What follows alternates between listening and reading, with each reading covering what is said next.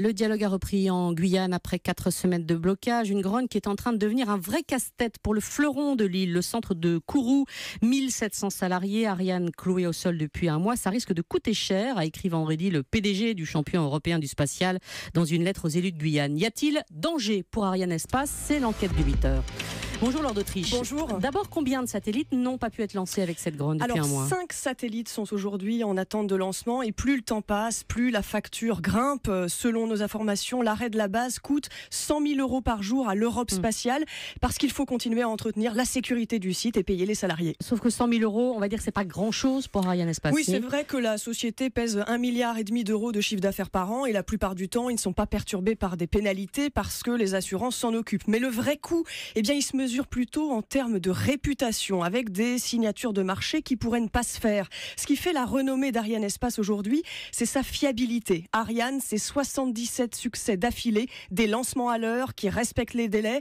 Avec ce blocage guyanais, une partie de ses clients pourrait donc se tourner vers la concurrence, explique Olivier Sudry, économiste spécialiste de l'industrie spatiale. Le risque, si le conflit perdure, c'est que la fiabilité de la base guyanaise diminue. Avec peut-être cette inquiétude de la part des opérateurs, finalement, est-ce qu'on n'a pas un risque guyanais en investissant sur une base où on n'est pas toujours sûr de pouvoir lancer au bon moment? Alors, est-ce qu'on ne peut pas imaginer qu'Ariane Espace envoie quelques satellites depuis un autre pas de tir? Non, impossible. Toutes les infrastructures sont là-bas. La France lance ses fusées depuis la Guyane, les Américains en Floride, les Russes au Kazakhstan. Alors, en théorie, des fusées russes ou américaines pourraient, dans certains cas, être compatibles pour lancer certains satellites.